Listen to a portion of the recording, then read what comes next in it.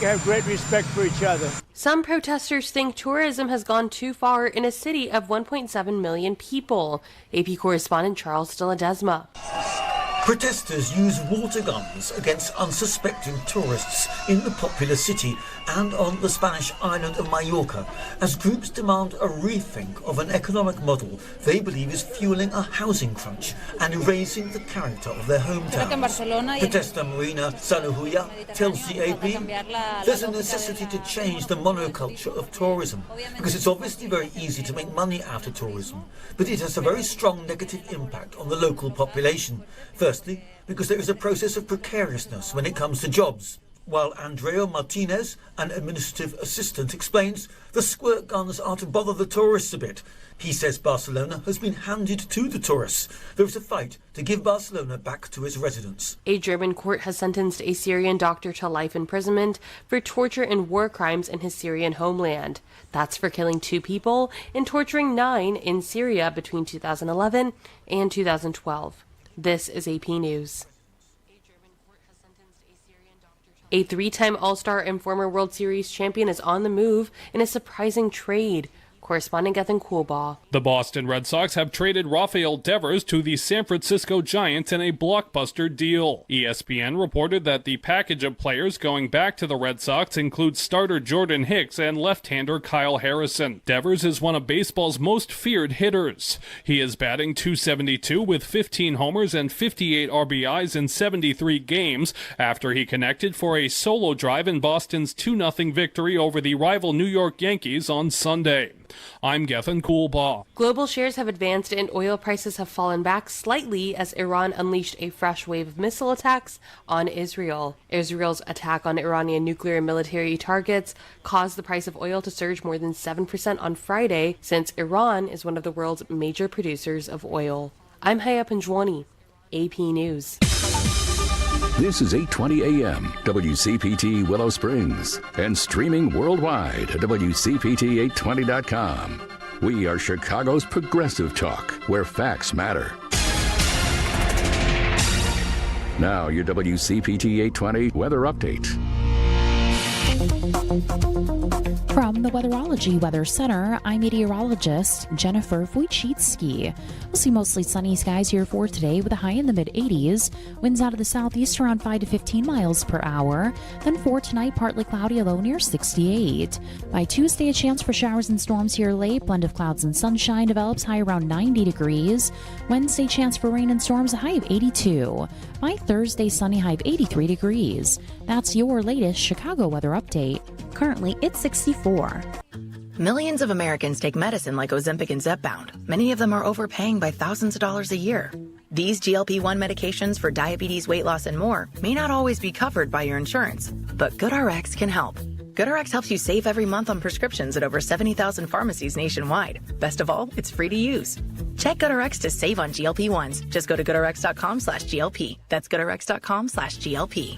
GoodRx is not insurance but can be used instead of insurance, including Medicare and other federal and state-funded programs.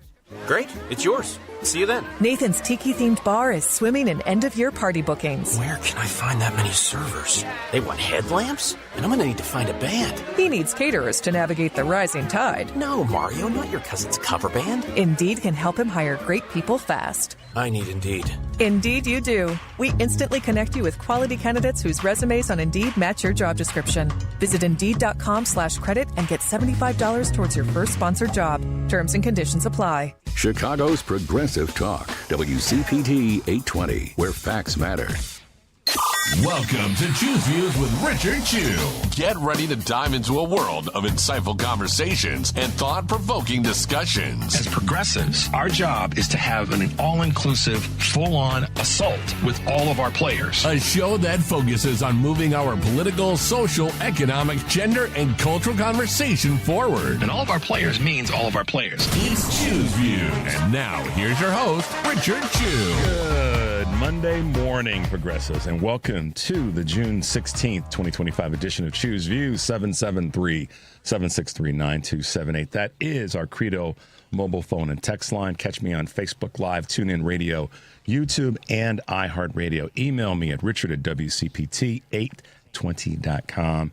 and catch me on Substack. I will most likely get something posted this week on Substack. Make sure you catch all of our shows by subscribing to our WCPT podcast on Apple Podcasts or Spotify.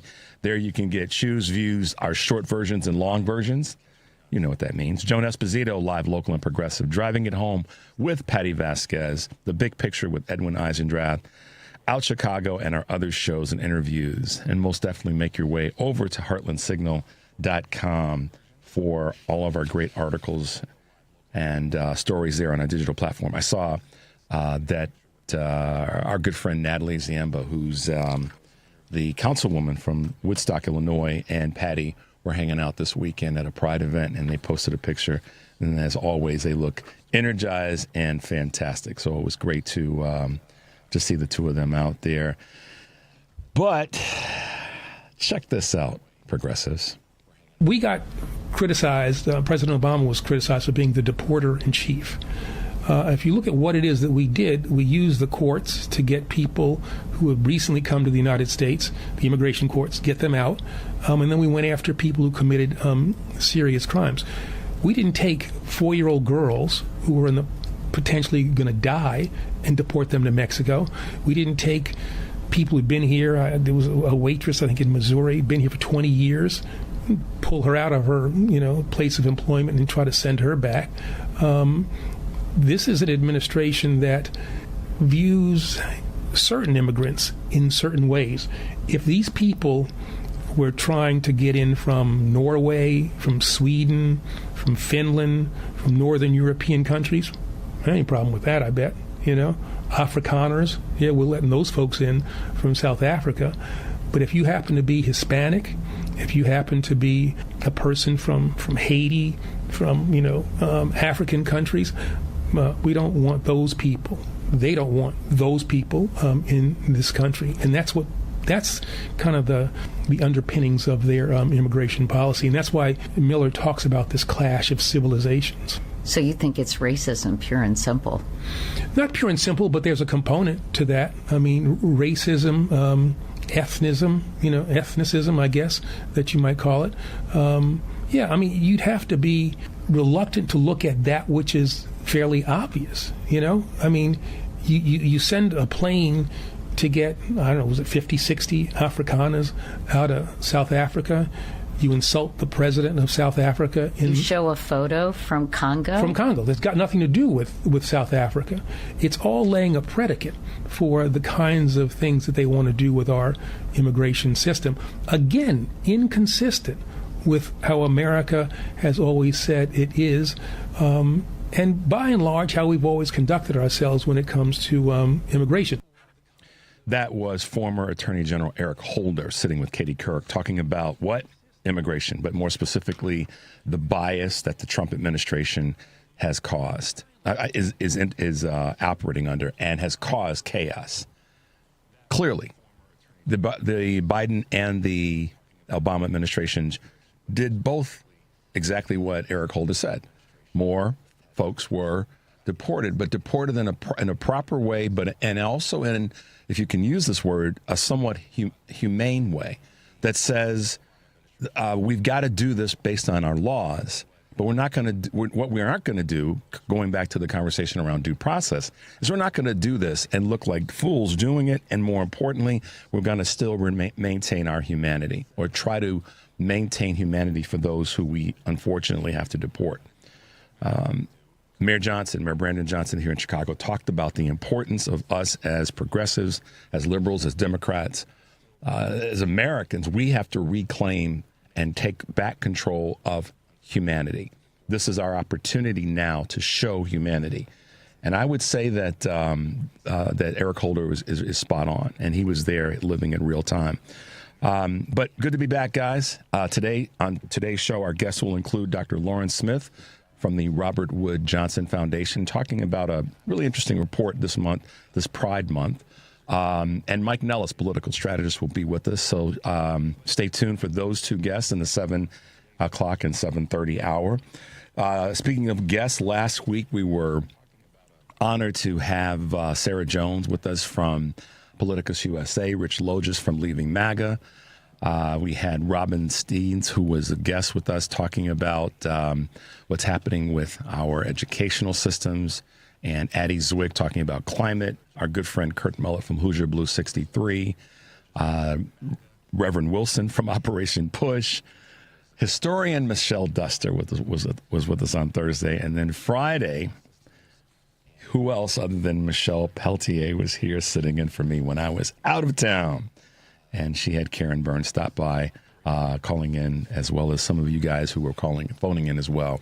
So I appreciate Michelle for being here on Friday, sitting in for me. I appreciate Devin making sure everything was running smoothly, as he and Henry and Lady B and Paul always do, to make sure that our shows stay on the rail. But I was away in D.C., Northern Virginia, visiting, and some of you were kind enough to comment on. I did what I rarely do, Devin. I recorded one of those. I recorded a video, and then I posted it on Instagram. I did a reel, Dev. I did a reel, and I posted it on Instagram because my brother-in-law and sister and I we went to the Marine Corps Historical Museum at Quantico Marine Corps base, and that was a ton of fun. And you can't, like any museum, really the great museums, and this would fall under that category as a great museum. You can't see it all in one day or 1 week, for that matter. You can go back 6 consecutive days and still have something that you miss, because it's amazing history. It's just amazing history. It was a cool thing to do. And if you've ever driven down I-95 and you've gone by Quantico, you'll see this huge, massive structure from the highway going north or going south on 95 in that part of Virginia. And it is a representation of the soldiers who were planting the flag at Iwo Jima. And it's the angle of the flag, and then it shows it. It's big and beautiful. And then, of course, when you get to the museum and you get to go inside, you see all of the memorabilia and the stories. So we got a chance to do that on this particular weekend of celebrating the military and Father's Day. So it was cool to hang out with my sister and brother-in-law and hang out with them for, particularly given what was going on in our country and the greater world. Both of them have served, and they're proud veterans, and they represent that patriotism that we talk about. We hear a lot of people try to,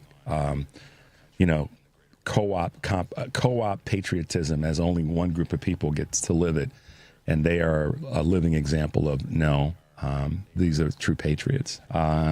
So that was great, and got a chance to grab a lot of information and content that I think you guys will be good to hear this today and throughout the course of this week, and different things that we're going to be covering. Man, oh man, oh man. I'm going to say this before we go to this break. The president, Donald Trump, as a dude that sits in the White House, is an embarrassment, flat out. He's an embarrassment to the country. He's an embarrassment to his family. Whether they care or not is another story. And he's an embarrassment to the world right now. And he has been for a long time, but he particularly is so now. There's some simple math. If we take the amount of money, the $134 million from what I'm reading, and the $40-ish million that was spent on the parade, and the 134 was the projected number of what's happening in Los Angeles with military forces being brought up. You can take that money and you call it $180 million, and you take the top 10 Republican cities in the top 10 Republican or 10 Republican states that voted for him. So what's that? 180 million divided by 10 is 18 million. Is that some simple math, Devin? All right. Take that $18 million and put it into the system of the 10 top most populated Republican voting cities in the country. And how much better would those cities be? How much better off would those cities be with that $18 million? And that's not, depending on how you look at it, it's not a ton of money, but it's a ton of money. Infused into preschool programs or after-school programs or programs for seniors or fixing the roads in those particular cities. And the list can go on of the different things that money could be used for. And so that's why when I hear people want to continually criticize Democrats for not doing enough, saying enough, acting in a certain way enough, I push back because I can say this is what they voted for. That $18 million in 10 cities in America, Republican cities in America, leading voting Republican cities that voted for Donald Trump, that $18 million could go a long way to help those cities improve. So that's why he's an embarrassment. He's an embarrassment to the people that voted for him. He's an embarrassment to the country at large. And he's an embarrassment in the world right now. When we come back from this break, we are going to lean into a couple of items. We've got some great clips I want to share with you guys. And we'll keep on going like we always do. The number is 773-763-9278. The lines will be open. We'd love to hear from you, hear what you have to say. Push back, give me something new to talk about, whatever it might be. This is Choose Views, and we'll be right back. Celebrate the culmination of Pride Month in Chicago by attending the Chicago Pride Parade, a celebration of love and unity on Sunday, June 29th. This year's theme, United in Pride, highlights the power of coming together, embracing our diversity, and championing love and equality as one united force. Together, we are unstoppable. You can watch anywhere along the route from Broadway and Grace to Diversey and Sheridan. For more information, visit pridechicago.org and make sure to keep your eyes out for the WCPT float. If you can't attend the parade in person, you can listen live as Scott Duff and Ellen Miller describe all the excitement on WCPT 820 on Sunday, June 30th from 11 a.m. to 2 p.m. The WCPT live parade broadcast is sponsored by the Center in Halstead and by Credo Mobile, a progressive phone company that is better for all people and the planet. Visit credomobile.com. WCPT 820, your Pride station in Chicago. Chicago's Progressive Talk, WCPT 820, where facts matter. It's Choose View with Richard Chu on WCPT 820, where facts matter. Hey, Progressives, welcome back to Choose View, 773-763-9278. Give us a call. Let's make our way over to some Choose Views news this Monday, June 16th, 2025. Corporate leaders mark Pride Month amid intensified political pressure to refrain from spending on programs associated with diversity, equity, inclusion. Pride Month is underway. And while some corporate displays of pride are more muted this year, and event organizers say sponsorships are down, other companies are embracing the opportunity to pronounce their allyship. Below, executives and professionals have all over the country been finding their different ways to celebrate Pride. Deloitte staff gets $1,000 for Lego.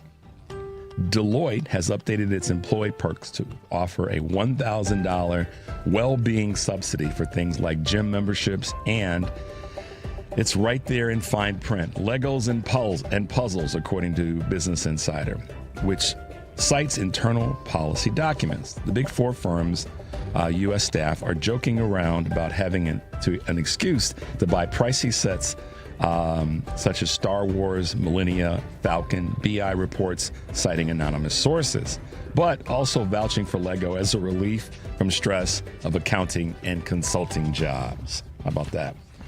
Top retailers. On this one, I'm not quite sure how I am about this. Amazon, Walmart, and other major corporations are exploring the possibility of issuing their own stable coins in what would be a shock to the traditional system of credit card payments, according to the Wall Street Journal.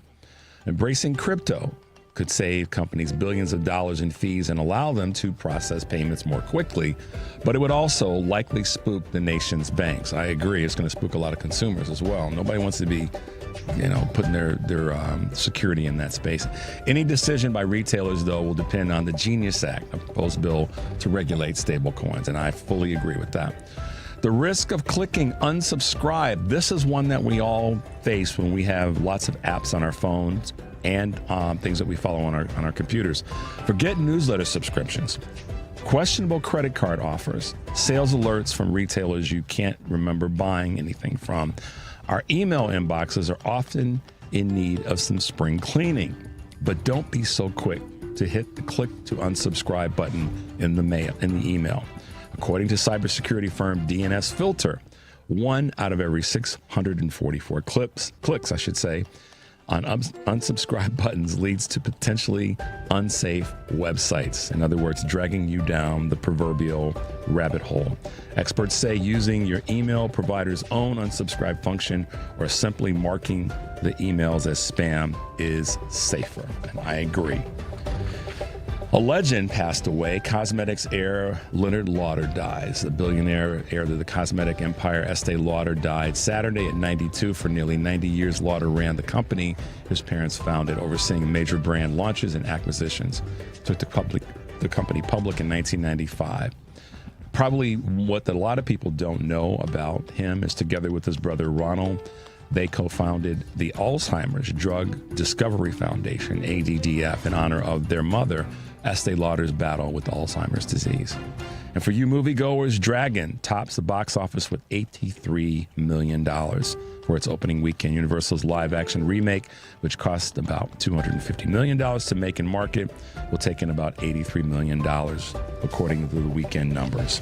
So there you go. A little bit of everything for everybody on this Monday, June 16th, 2025. All right. As I said before we went to the break, our president is an embarrassment. Donald Trump, however you want to call him, whatever you want to call him or refer to him, he's an embarrassment right now. And this parade that went down this weekend, we can have some fun with it and laugh at it. And to some extent, we probably should, so that we feel less stressed about the awful spectacle that it was. But Donald Trump is an embarrassment to our country. And let me give, I took a beat, and I said, before I make any comments about a particular thing, I wanted to make sure I bring some sensitivity to the conversation.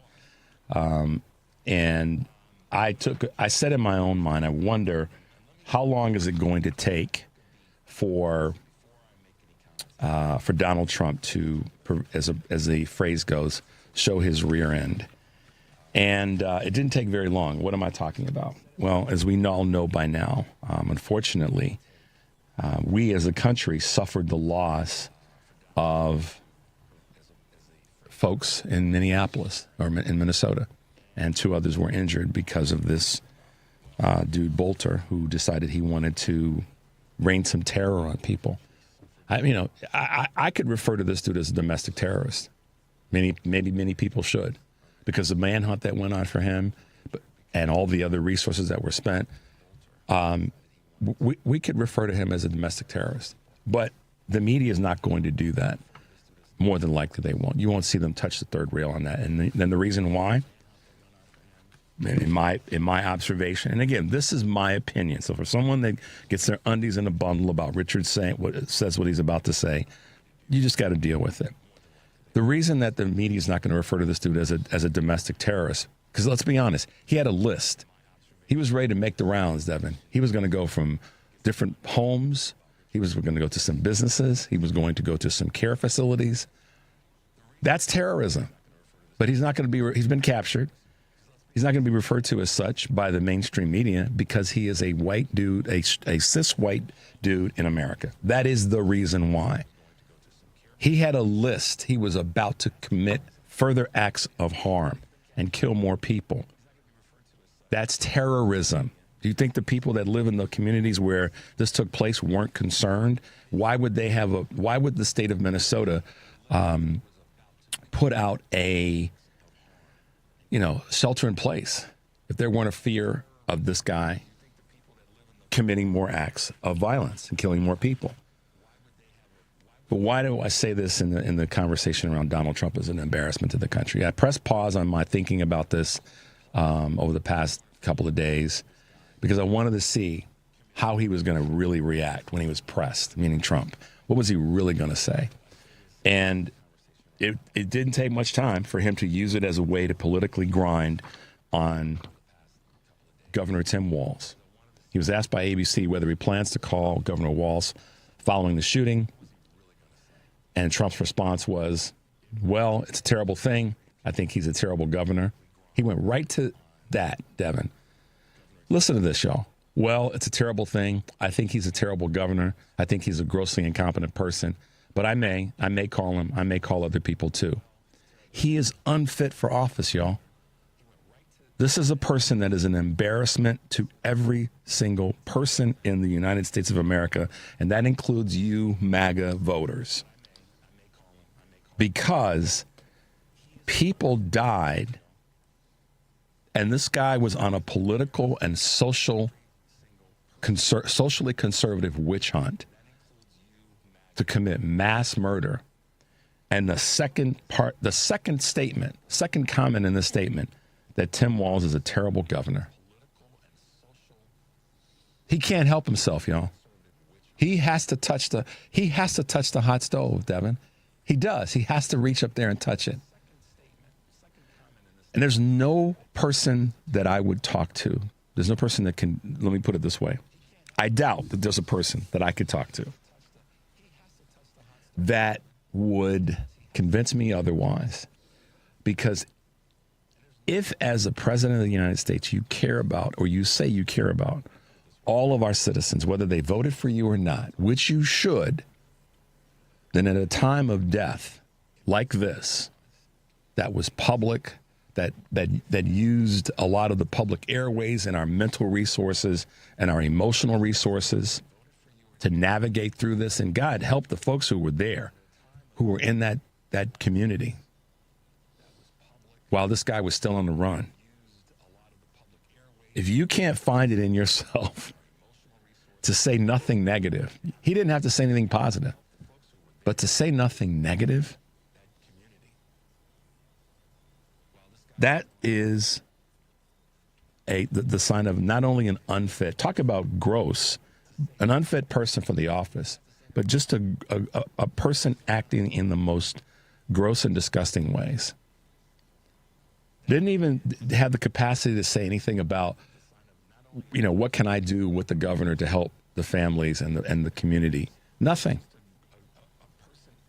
And that to me is when I hear people that are MAGA supporters, the GOP at large. See, this is where the Republican Party, the nationally elected officials, should come down on Donald Trump if they had a spine. There should be enough Republicans that still have some spine. Let me put it this way. Let me say it this way. For those guys who are Republicans that are elected to the House and to the Senate, if your fathers are no longer with you, hopefully during their lifetime, you guys had a wonderful relationship, but I hope your fathers are embarrassed for you not having a spine to step up and stand up to this guy and say to him, that's enough, Donald Trump. And there's a list of other things that they should have already done that in his first term and now in this second term. But I would hope that your fathers, if they are deceased, would be saying back to you, where's the strength? The so-called vaunted strength of the Republican Party. It doesn't exist. It does not exist. If it did, they would be less concerned about their careers and their next elections and all this other garbage, and they would be standing up for the people who helped get them elected. Unless, and this is the part that's scary, I don't literally mean scary, but this is the part that needs to be paid attention to. Unless those voters actually feel the same way, that those voters in those congressional districts and those voters in those Senate those state senators' seats feel the same way, or U.S. senator seats, I'm sorry. Donald Trump is a disgrace to this country, period. And I hope it frustrates the hell out of some of you MAGAs and GOP listeners. I really do. And some of you that are want to call yourself moderate Republicans, Donald Trump is a disgusting disgrace. I'll add a modifier to that. Unapologetically, because he is. He should be able to stand up and be supportive when there's loss like this, but he doesn't have the capacity to do it. Let's take a quick break, Devin. The number is 773-763-9278. This is Choose Views on the Credo mobile phone and text line. We'll be right back.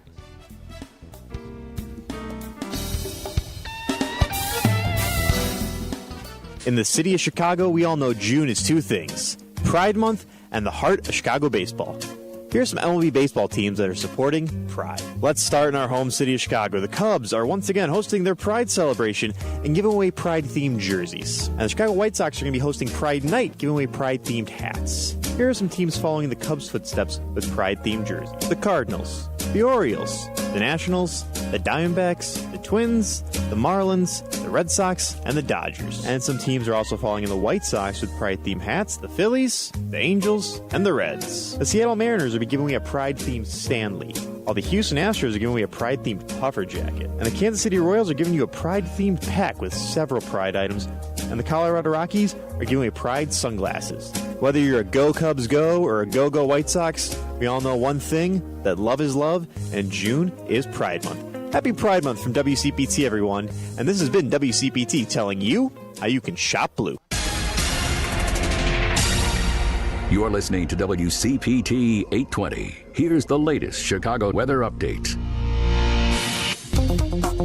From the Weatherology Weather Center, I'm meteorologist Jennifer Wojcicki. We'll see mostly sunny skies here for today with a high in the mid-80s. Winds out of the southeast around 5 to 15 miles per hour. Then for tonight, partly cloudy, a low near 68. By Tuesday, a chance for showers and storms here late. Blend of clouds and sunshine develops, high around 90 degrees. Wednesday, chance for rain and storms, a high of 82. By Thursday, sunny, high of 83 degrees. That's your latest Chicago weather update. Currently, it's 65. Because facts matter. You're listening to WCPT 820. Good morning. You're waking up with Richard Chu. Good morning. Good morning. Good morning. We're live and ready to hear from you. Text or call us now at 773-763-9278. Same number. Simple as that. Let's get the conversation going on WCPT 820. Chicago's Progressive Talk. Hey, Progressives, welcome back to Choose Views. Thanks for being with us this morning. Of course, the call-in number is 773-763-9278. And you can also catch us on all of our other spaces and places. You can catch us on YouTube, most definitely. You can get our Apple Podcasts and Spotify Podcasts, iHeartRadio, and TuneIn Radio. So there you go. Spread the word. All right, Devin, let's grab a couple of quick calls. Let's go to Big Art here in Chicago. Big Art, good morning and welcome to the show. Good morning to you, Rich. How are you? I'm great, man. Good to hear your voice. How are you doing? I'm doing okay. What's going on? Really, really well. Well, I wanted to agree with you about Mr. President embarrassment. He is a moron. He's just an unethical moron and a political imbecile. I mean, even in red states, when things go bad or there's a disaster, you have no comment about it from him, no compassion, nothing. Because he's so busy making all these deals, and it's just, you know, have you noticed, Rich, when he talks about making a deal, it's usually the person he's trying to make a deal with, whether it's a country or some particular person, if they got a gun to their head. Yeah, it's always that. It's always a godfather. I'm going to make him an offer he can't refuse, or it's somebody got a gun to their head. Yeah, it's like a bullying role. He never, and this is the first term during his, whining and moaning during President Biden's term. And again, now he always takes the position that he is the smartest guy in the room and he's going to bully his way through when in fact he is the least smart person in the room. I won't say he's the dumbest. He's the least smartest person in the room. And he is, he sets himself up to be punched in the face because of the way in which embarrass himself or embarrass the country. Exactly, and he. Look what was. I'm sorry, you're gonna have to help me out. I'm having a little brain fog. What's that? The president of Ukraine when he went to the White House. Yeah, when he was there back in March when he went to the White House. Yeah, exactly. Look at it. He had a little rabbit under his hat. He already had this plan and things going. He went there to get help from the United States. The drone attack that he did tell Trump about. And they tried to embarrass him. And you had some clown in the peanut gallery talking about, don't you own a suit? And not long after that, you see Kid Rock in his all-American clown suit in the White House, right next to the president. And they say, okay, where was this guy talking about Mr. asking Kid Rock Where's his suit at? You know, and it's like you embarrass yourself trying to bully him and embarrass him, and he end up putting your pie in your face, J.D. Vance's face, Putin's face, and it's like, okay, I don't understand the full details of, and I probably we never will find out what's going on with Israel and Iran, how that all happened. We know he tore up Barack's deal that they put together with Russia and all the big players. He just tore it up because the black guy made it happen, and it's just sad. This man, I just don't understand why. Maybe you can explain it to me why. Because if this is me, if I was Joe Biden or Barack or anybody who came and was president after 2020, I would immediately call the head of the Secret Service and said, look, I'm getting ready to arrest this guy for insurrection. He called down to Mar-a-Lago, talked to the head guy down there, and let him know we're coming. Well, if Merrick Garland didn't want to go along with it, he would have been immediately fired, and I would have got somebody with some fire in his belly. And I would have said, look, I'm on alert. We're going to be on alert. If MAGA wants to get their AR-15s and start attacking things, I'm going to put do martial law, and then I'm going to do a shoot to kill. We're not having this. We're not having it. Well, there's a lot of people that I can say, Big Art, that feel similarly in terms of what should have happened. I have said for a long time. I know it sounds violent, but look at what's going on, Rich, man. No, I know, and I'm not trying to change your thought process. I'm just sort of enhancing what you just said. Let me make the point to your point. Go ahead. A lot of people felt that President Biden could or should have replaced Merrick Garland because he didn't bring the heat that was necessary for the moment. I feel that way. I've said that on the air. I've said that publicly, that at a certain point, and that Joe Biden was being Joe Biden, which is being a institutionalist and a constitutional, person, and all those things. Yeah, we understand that, and trying to not create turmoil and hell in the country. So I understand. I can understand intellectually where he was coming from and how and why in that space.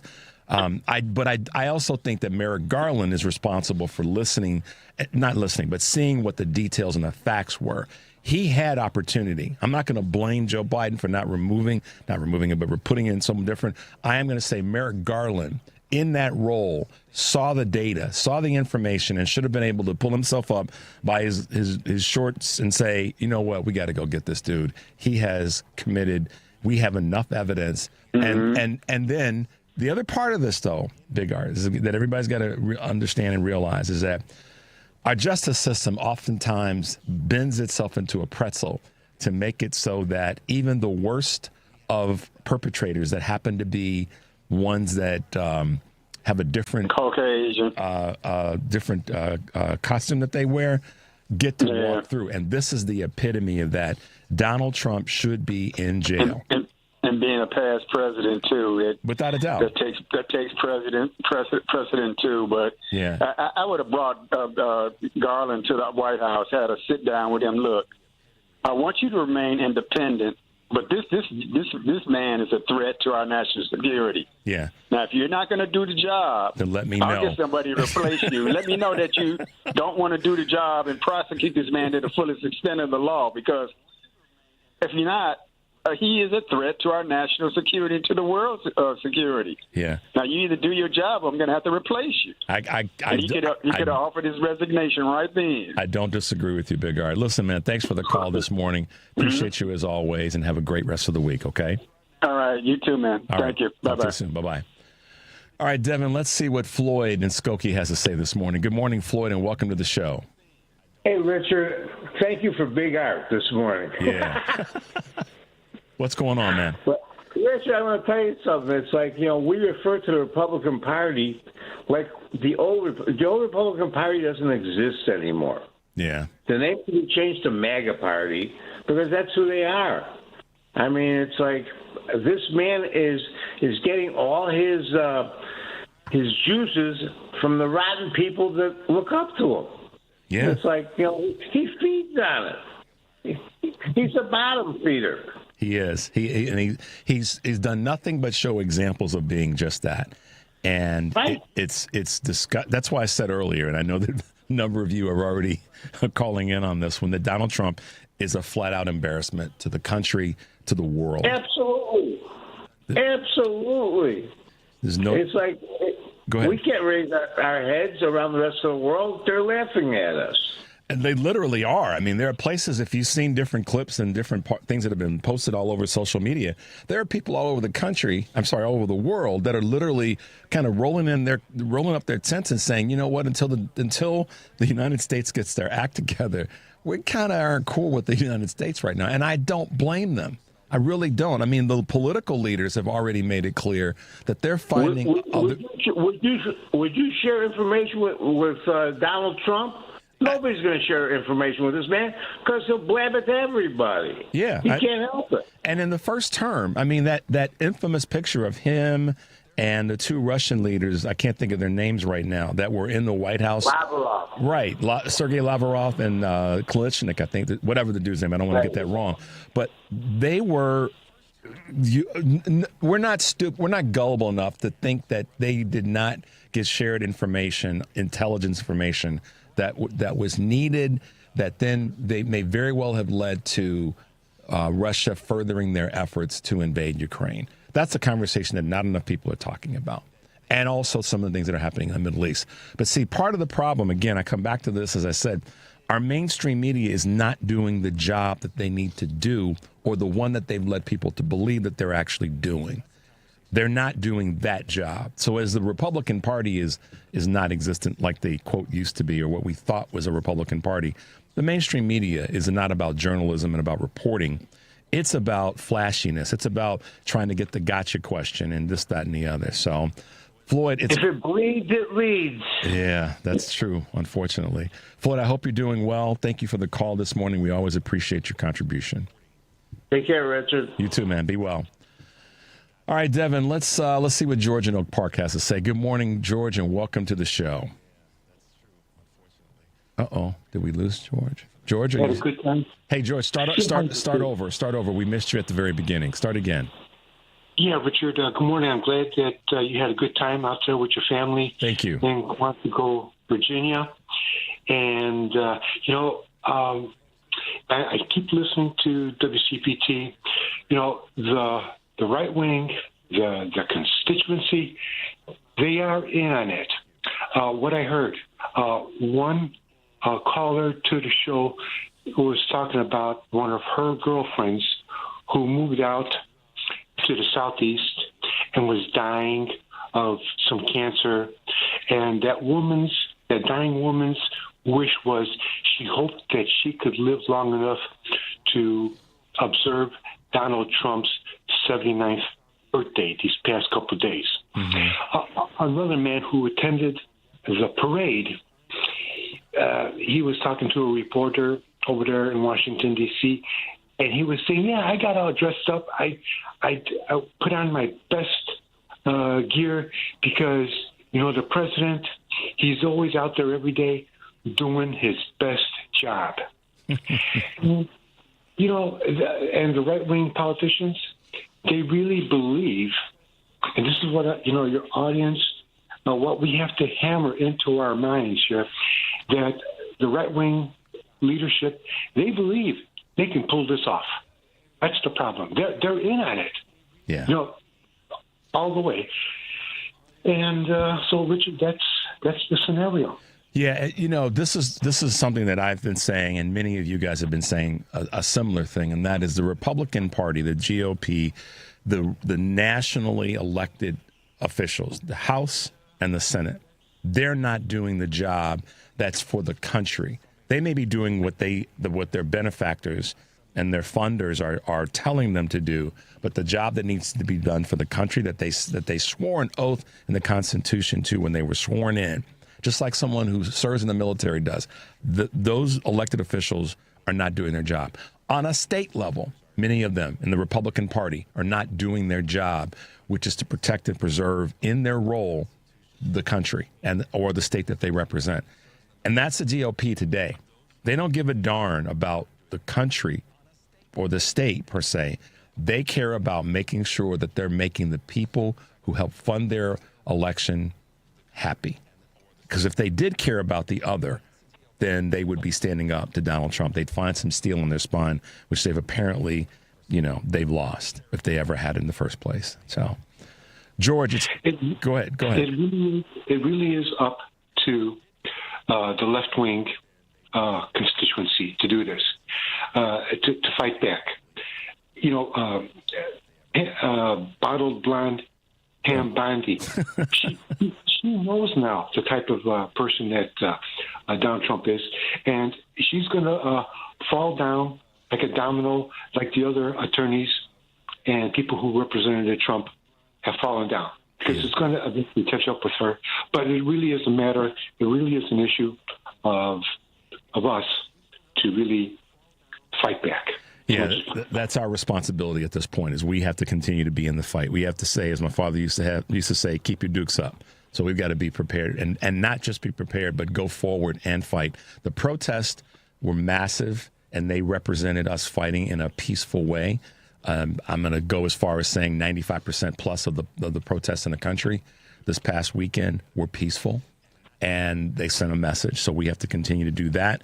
We have to call our representatives and make sure that they know that we're here and keep making some noise. George, thanks for the call this morning. I got to get to a quick break. Hope you're well. Go Big Blue. That's right. Thanks, man. Be well. All right, guys, we'll take a quick break. The number is 773-763-9278. This is Choose Views on the Credo mobile phone and text line, and we'll be right back. When it comes to banking, you need a bank you can trust. A bank with a rock-solid reputation and the highest integrity. A bank that gives you the attention and respect you deserve. ABOC first opened its doors in downtown Chicago in 1922, and we've made our name on deep expertise, best-in-class service, and a strong commitment to our customers. We know the Chicago business market inside and out and can help you craft the perfect banking solution, no matter what type of business you're in. And if you're looking for a banking partner for your labor union, we can bring the type of expertise that only comes from a bank that was founded by labor unions and still has union employees and shareholders to this day. Whether you need a deposit account, loan, trust services, or investment management, ABOC has you covered. Let's work together to manage your finances today while planning for a better tomorrow. ABOC, a bank built on a strong foundation. Visit aboc.com to learn more. Member FDIC. Hey Google, play WCPT. Streaming Chicago's progressive talk from TuneIn. It's Choose Views with Richard Chu on WCPT 820, Chicago's progressive talk. Hey, Progressive, welcome back to Choose Views, 773-763-9278. Catch us on all the socials. So I do want to press a little bit of a pause and say this as respectfully as I can to the families who were directly and indirectly lost members of their family as a result of this guy Bolter and his reign of terror. You have our support as best we can give to you as a progressive station in a progressive city in a progressive state. Minnesota represents that. And if Donald Trump can't send any good support and love to your governor, I certainly will, to Governor Walz, for his leadership and his willingness to be there to support the families as best he possibly can, and also to Senator Amy Klobuchar, whose voice was heard very early in this tragedy. So we are sending you our best energies that we can, and all we can do to be here for you is to be here for you. I will say this, and this is being a little partisan in this moment of this tragedy. To all the Republicans that are trying to run around and be bipartisan, you all can go kick rocks.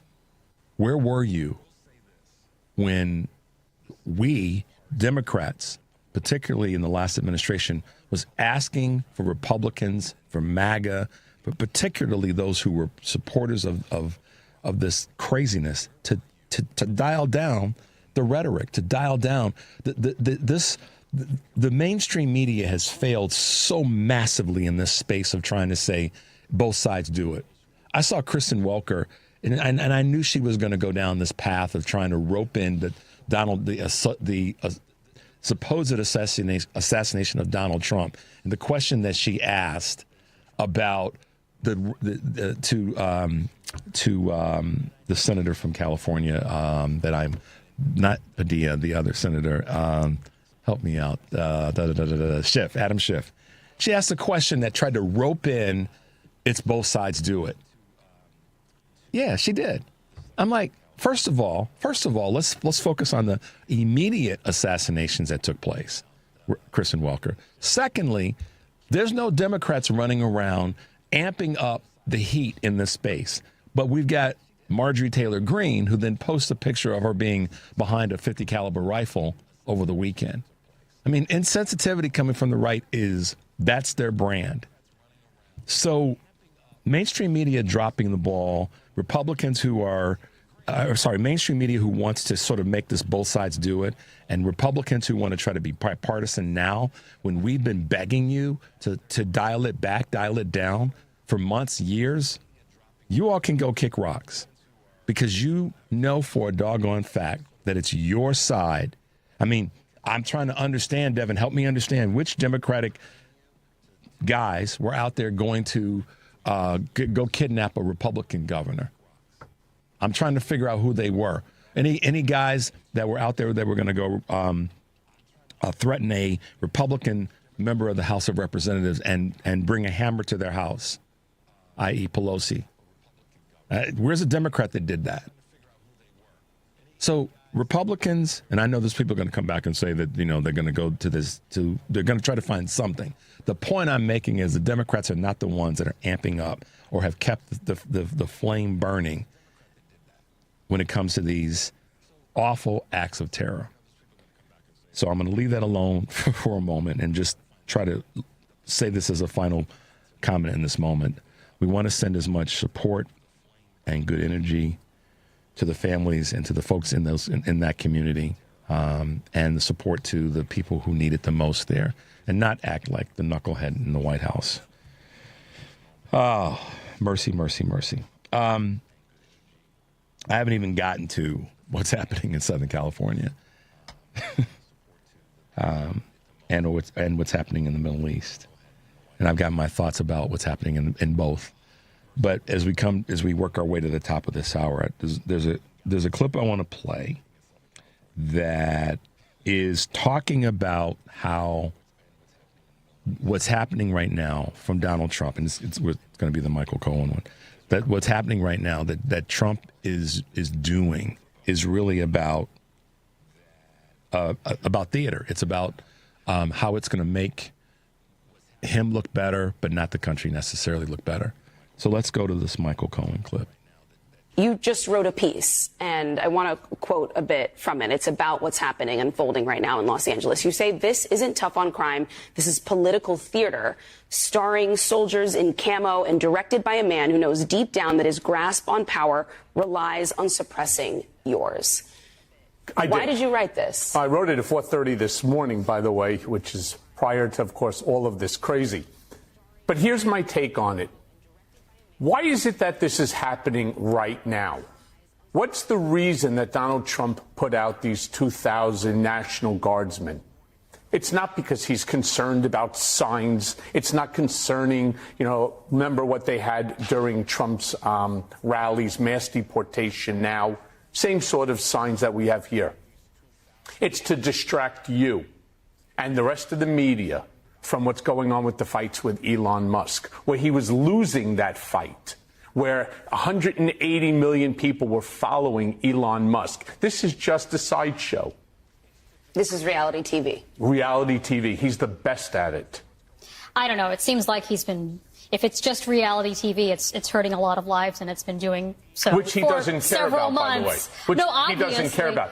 This doesn't mean anything to him. He actually wants to see people clashing with police, so in that way he can justify this action. But this is all distraction. And we know with Trump, there's two things that he's great at: distraction and deflection. You also argue in this piece that he views protest criticism as treason.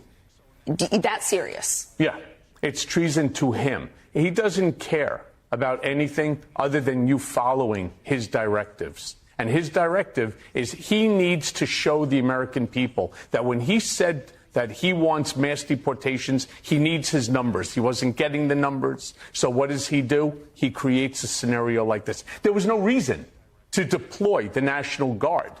Police could have handled it. They didn't need to show up in riot gear to Home Depot. All of this, again, it's theater. Absolutely. Nothing other than that. And I think we all know that. We've all heard different people talk about it. Michael Cohen obviously was up close and personal with Donald Trump, which had to be a pretty disgusting place to be. But that being said, he, I think, is a reasonable, a voice in that space. And we all know that. We all understand that. And this is why it becomes even more incumbent upon us to stay awake, to use a derivative of woke or part of the phrase of woke, is to stay plugged in, y'all. This is what I talk about every week, and if not on every show, is not get fooled by the distraction. Don't fall to the okie doke. Pay attention, y'all. It's critically important. This is a distraction. Because to Michael Cohen's point, and I made my own statements in this space last week, listen, Los Angeles Police Department and the greater Los Angeles County has enough law enforcement officers to navigate a section of the city. They've got enough folk to navigate this. So, and if they needed to bring in additional law enforcement, this is one of the things that I was reminded of this weekend. Los Angeles County has 83 cities in it. 83. There's a reason it's the largest county in America. So the law enforcement that's there in the specific area and the region is more than capable of navigating and handling this in a pocket. You would have thought that the riots or the protests, I'm going to call them protests because that's what they are. The protests were as sweeping as the fires that took place in the Palisades. And it was not even close, not even in the conversation. But part of the problem, again, mainstream media has not done their job to make it clear that this is localized. Donald Trump is an embarrassment because, to Michael Cohen's point, he needs the theater.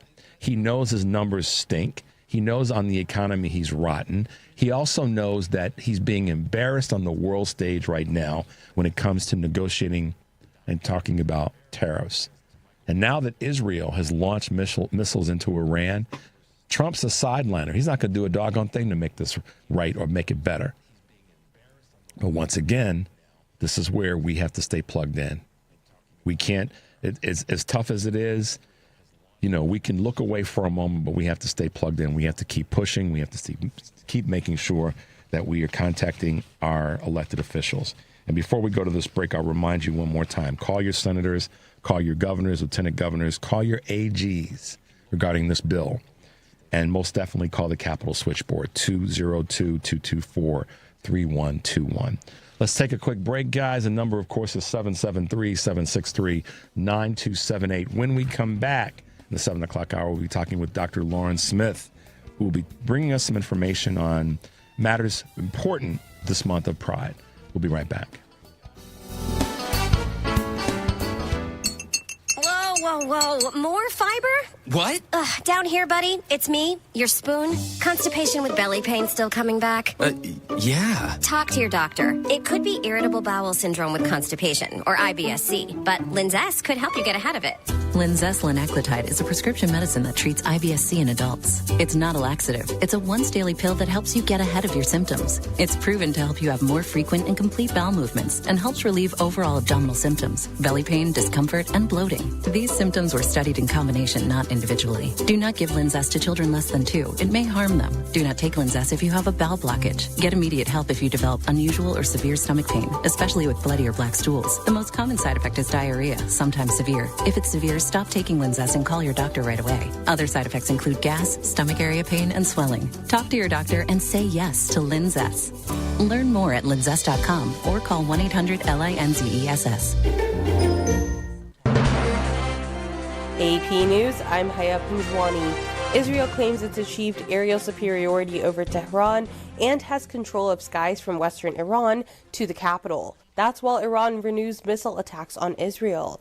AP correspondent Charles de Ledesma reports. Iran's launched a new wave of missile attacks on Israel, triggering air raid sirens across the country as emergency services report at least 5 people have been killed and dozens more wounded in the 4th day of open warfare between the regional foes. Tehran had announced it had launched some 100 missiles and vowed further retaliation for Israel's surprise attack on its nuclear program and military leadership, which has killed at least 220 people in the country since it began on Friday. The nation announced the latest salvo after a weekend of escalating tit-for-tat attacks. Iran's paramilitary Revolutionary Guard vowed that further rounds of strikes would be more forceful and severe. I'm Charles de Ledesma. Gaza's health ministry says 38 Palestinians have been killed in new shootings in areas of food distribution centers in the south of the territory. Speaking to reporters Sunday before departing for the G7 summit, President Donald Trump spoke about the protests across the country against his administration over the weekend. So the protesters, if we didn't have the National Guard on call and ready, they would rip Los Angeles apart. They come and they check and they say, is the National Guard going to be there? And if the National Guard's being there, they don't even show up. At a news conference Sunday night, Minnesota Governor Tim Walz says the man who killed 2 state lawmakers crawled to officers in surrender after authorities located him in the woods near his home. Multiple agencies were there as FBI laid hands on it and Minnesota State Patrol put the handcuffs on. Audio courtesy of the Minnesota Department of Public Safety. Vance Bolter was arrested and charged with 2 counts of murder and 2 of attempted murder. This is AP News. The French president visited Greenland yesterday to show European support for the island coveted by President Trump. AP correspondent Julie Walker. French President Emmanuel Macron in Greenland on his way to the G7 in Canada. The European leader reiterating his criticism of President Trump's intention to take control of the strategic Arctic island by force if necessary, speaking mainly in French, saying, I don't think that's something allies do, and in English, restating support. Convey a message of friendship and solidarity from France and the European Union to help this territory to face the different challenges. Macron met with Greenland's leader as well as the Danish Prime Minister, since Greenland is an autonomous territory within Denmark. Macron later attends the G7 with Trump. I'm Julie Walker. I'm Haya Panjwani, AP News. This is 820 AM, WCPT Willow Springs, and streaming worldwide at WCPT820.com. We are Chicago's progressive talk, where facts matter. Now, your WCPT 820 weather update. From the Weatherology Weather Center, I'm meteorologist Jennifer Wojcicki. We'll see mostly sunny skies here for today with a high in the mid-80s. Winds out of the southeast around 5 to 15 miles per hour. Then for tonight, partly cloudy, a low near 68. By Tuesday, a chance for showers and storms here late. Blend of clouds and sunshine develops, high around 90 degrees. Wednesday, chance for rain and storms, a high of 82.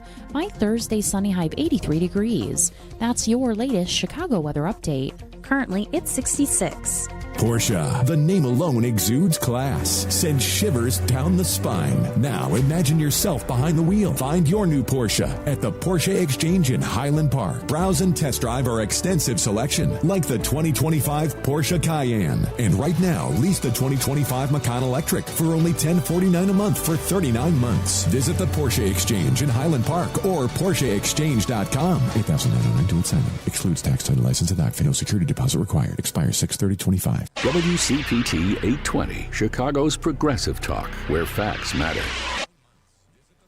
Welcome to Choose Views with Richard Chew.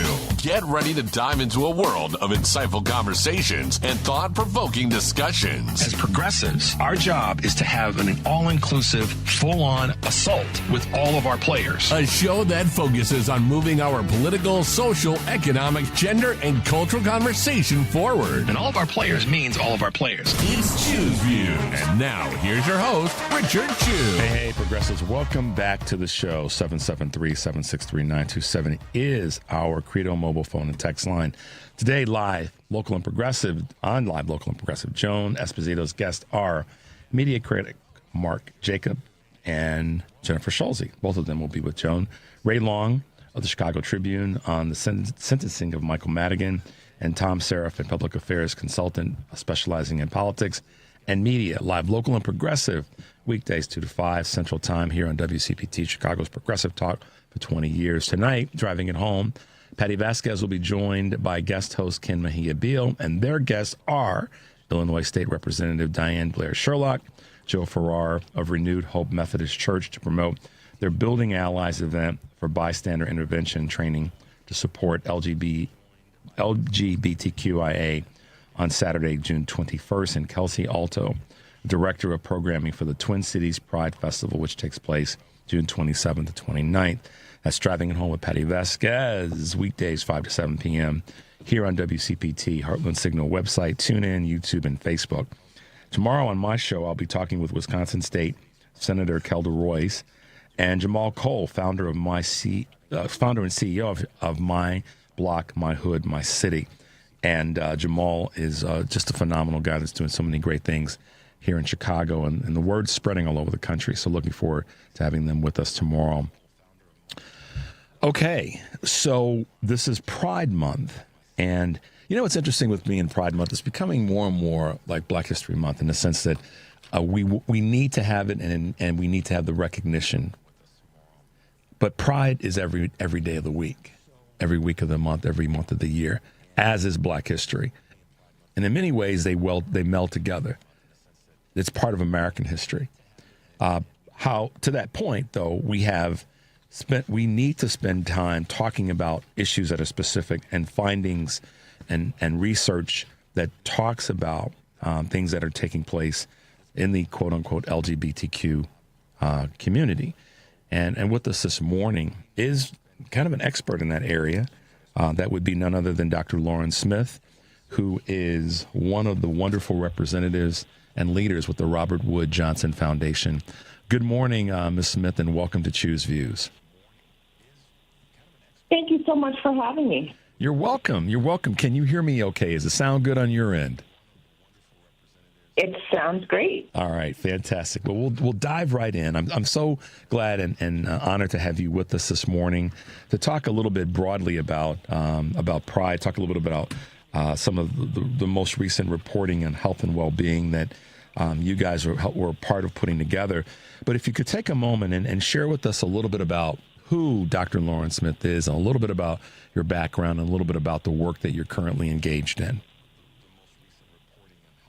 Certainly. Well, good morning, and I am happy to be here. I am a pediatrician by training. I also have been a public health official for the state of Massachusetts. And so my career over the past 30 years has really been working with children, families, and communities to help them all be healthier. And that's one of the things that a lot of people, we just sometimes take for granted. I would say that health is going to be a natural thing. But I think the more we focus on and lean into it, the more that we're able to produce exactly what you talked about. One of the recent reports that I did want to kind of dive into is the findings from the 2022 U.S. Trans Survey, and to what extent you were a part of that, and the wonderful people that you've been working with in that space. I do want to take a little bit of time and talk a little bit more about that, as we are most certainly in Pride Month, but also just at large, why this is such an incredibly important report when it comes to discussing the health of the members of our LGBTQ plus community. Well, I'm so glad that you're taking the time to focus on it, because I think, as you indicated, and as your listeners will know, that everyone, including trans people, should have the opportunity to live a happy and healthy life and to be treated with dignity and respect. In the survey that you mentioned is the largest survey of trans people by trans people, and it's really designed to give voice to trans individuals and to highlight the issues most important to them that they are experiencing. One of the things that I have learned and still learning is that the conversation about health in general is oftentimes, I mean, we human beings sometimes want to pretend like something's not wrong. If we feel a little bit sore or stiff, or we got a sniffle, or we got this, that, or the other, we sometimes put it off, and then we go a while without addressing something that's going on. And that's for folks who don't have to talk about their sexuality necessarily, i.e. folks that are straight. But I would gather that it probably is even more of an intense conversation, and I don't know if your report bears this out, for someone that's a member of the LGBTQ plus community that has a concern medically.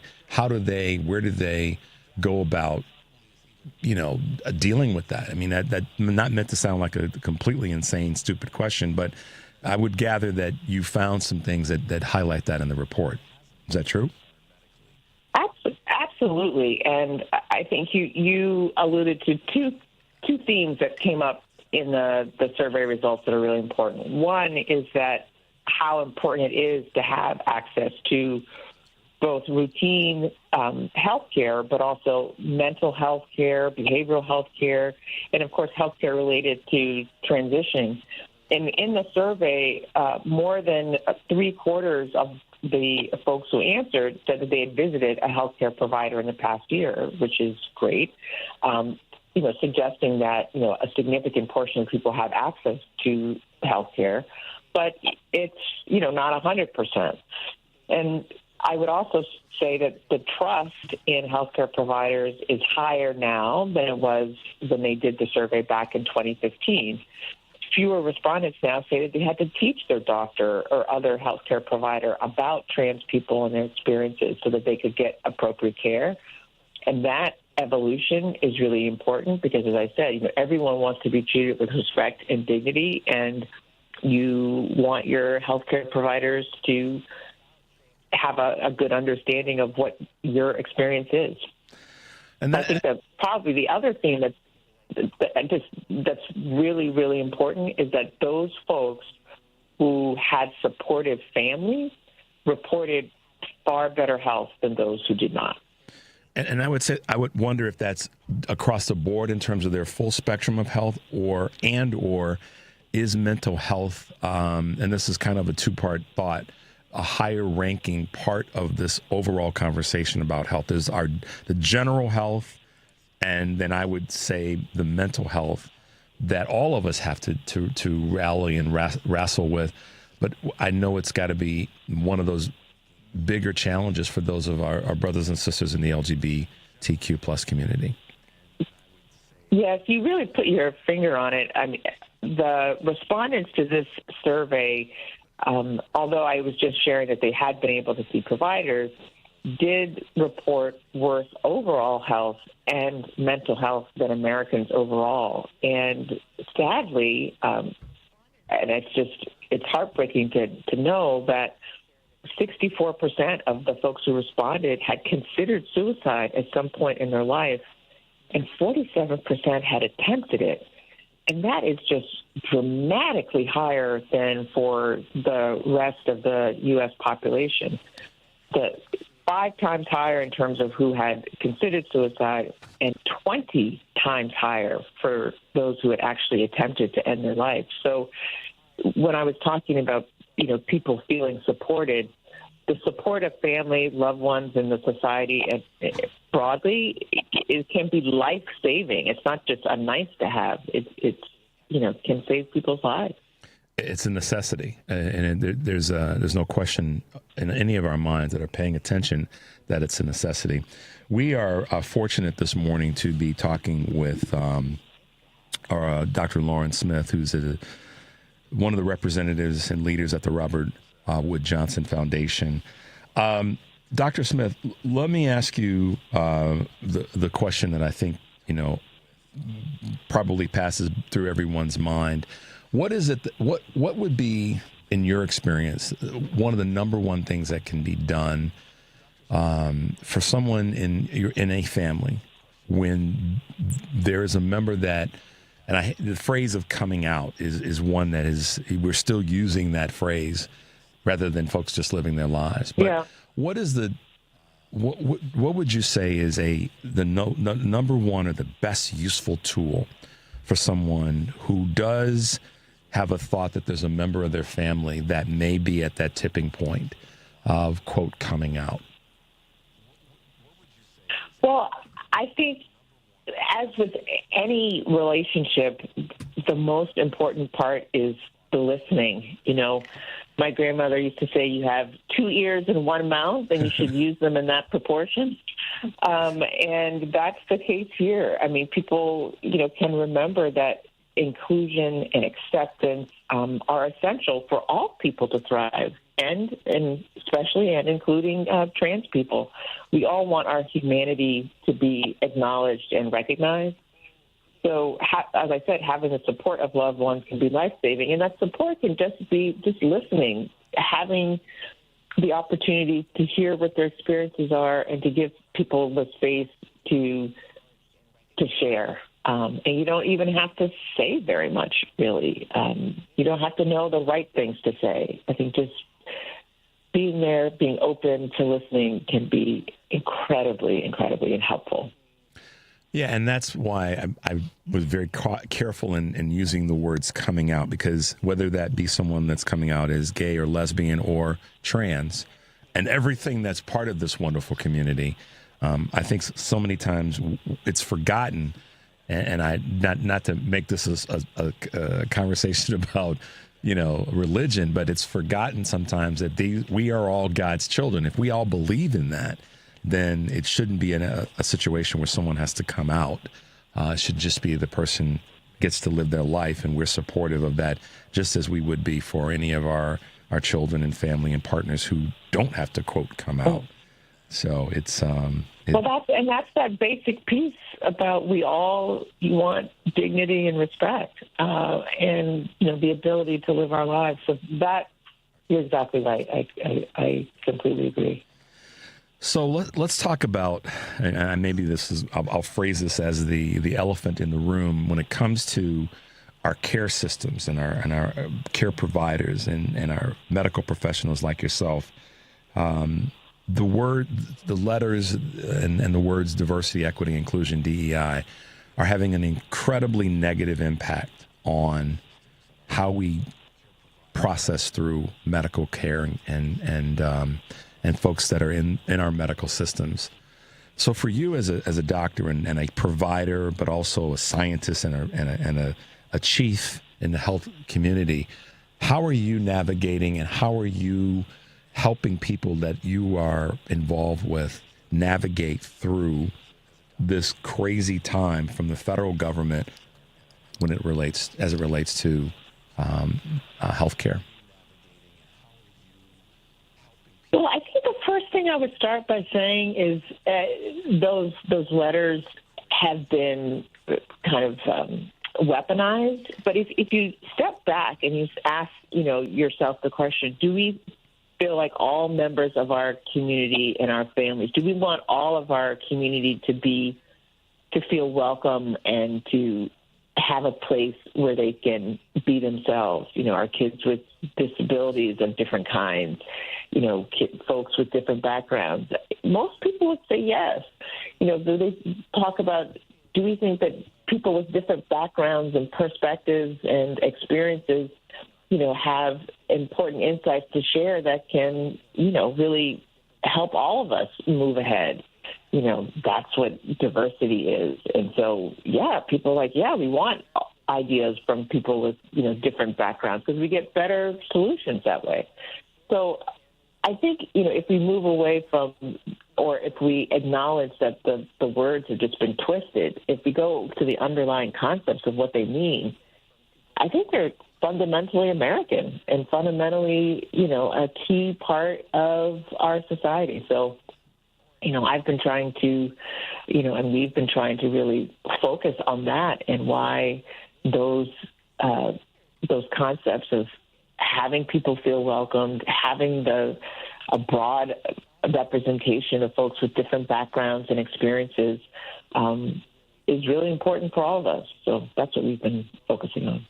Last fall, you were part of an insight that I found really interesting, and hope that you could shed a little bit more light on it. And it's entitled, "What if our systems actually served all of us?" Maybe you could shed a little bit more light on the origin and the creation of that, and kind of what your thinking was as it relates to our health systems. Well, that came out of my experience as a pediatrician at Boston Medical Center, which is an urban safety net hospital where I worked for 10 years. And I had the privilege, really, and the honor of taking care of children and their families in that setting. And it just, you couldn't practice there, really, without confronting the idea that our systems weren't working for folks. And this could be whether or not they were able to have time off to be with their child who's in the hospital, or whether or not they were able to get the services that their children needed. And so that's really what, that stuck with me. Those experiences have stuck with me because, every parent across this country wants the best for their child, period. And there are a lot of situations where the systems and the structures just are really big barriers to that. And I think we all know that, but I think that we can do more to think about what does it look like to take down those barriers. Do you think we're making progress? Or if so, what kind of how do you think we are making progress? Because this is not just a local issue. I mean, we're here in Chicago. You're out. It's all over our country. And how, if anything, or what, if anything, do you see as progress in terms of all of our systems actually working? Well, I think that overall we are making progress, yes, because people are calling attention to it. And I think most people understand that, hey, you shouldn't have to fight so hard uphill, to get what you need for your families, and that our communities should have the building blocks of health and well-being so that people can access them.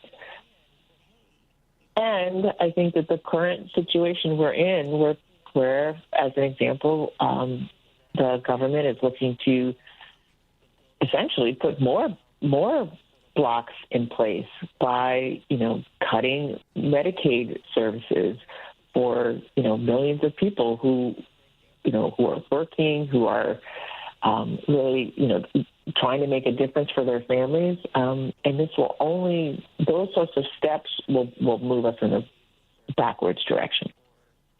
Are you seeing, let me ask a different or better question. Where in the country, and you can do this maybe regionally or even states or cities, where are you seeing that we are making progress, even in the this crazy time that's coming out of the current administration in Washington? Where are you seeing that there is some strength and there are some groups and organizations that are really propping up health and well-being for us in general, but certainly specifically for our LGBTQ plus communities? Well, the good news is there are those beacons of light really across the country. And so, as an example, there are coalitions of groups in Massachusetts, in Minnesota, in California, and in places all across the country where folks recognize that our trajectories are linked, so that you will have cross-movement support. So it's not only the LGBTQ communities that are coming out for Pride, but communities of who support immigrants, communities who support other populations and communities who've been marginalized and excluded because of the recognition that you said at the top of the introduction that our futures are intertwined. We are in this spinning planet together, and we have to look out for each other. So I really see beacons that kind of across as people are making it known that they support each other, but more importantly, that they see what's happening with the current administration and do not want to go backwards, want to go forward.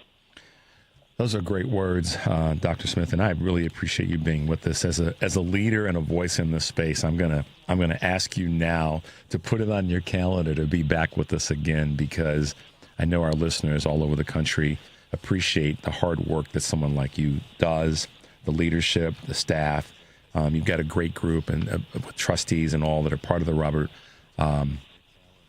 Wood Johnson Foundation. So I appreciate you being with us this morning, and we'll ask for. I will invite you back now in the future to talk again. Will you? Oh, heck yeah. I'm going to hold you to that. Well, then I'll hold you to it. Then I guess I got to be ready, because this is one of the things that I'm so thankful for in terms of my show and our station and what we're doing in our movement, is that it's designed to make sure that we outreach to everybody, because all things local are all things national, whether it be, our budgets, whether it be our health care, and certainly, as you said, taking care of and looking out for each other. So I'm definitely going to have you back. Now that you've said yes in advance, then we'll make sure that happens. So I'm thrilled that you were able to be with us. Absolutely. Take a moment as we wrap up and just share with our listeners how they can find you, how they can get plugged into the foundation, and if they wanted to.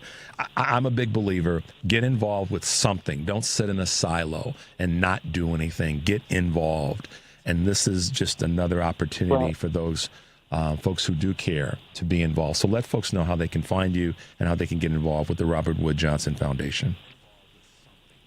Well, certainly, thank you so much. It's been a real pleasure to talk with you and to be able to have this, I think, very timely and sensitive conversation. The Robert Wood Johnson Foundation you can find at www.rwjf.org. So people can look there and see what we're about, see why we're really being forceful in our statements that equity is important and that everyone deserves the right to be healthy, and that should be the right, not a privilege of some. So go check it out, see what we're talking about, and make sure that you connect with others in your community, whether they be faith-based community or other community groups. They're all over, and they're active and vibrant, and we spend a lot of time trying to support those, because that's where change happens. Absolutely. Dr. Lauren Smith, Vice President of Strategic Portfolios at the Robert Wood Johnson Foundation. Thank you for being with us this morning. We really appreciate you taking the time, and get ready, because we're going to invite you back in the near future, okay? Awesome. I would love it. Thank you. Thank you so much for being with us, and have a great week. Bye now. Okay, you too. Take care. Bye-bye. How about that, guys, for a refreshing voice in a sensitive area? Obviously, healthcare in general, but specifically our LGBTQ brothers and sisters. And great to have Dr. Smith with us, and looking forward to having her with us again, and other folks from the Robert Wood Johnson Foundation. Let's take a quick break, Devin. The number is 773-763-9278. This is Choose Views. We'll be right back.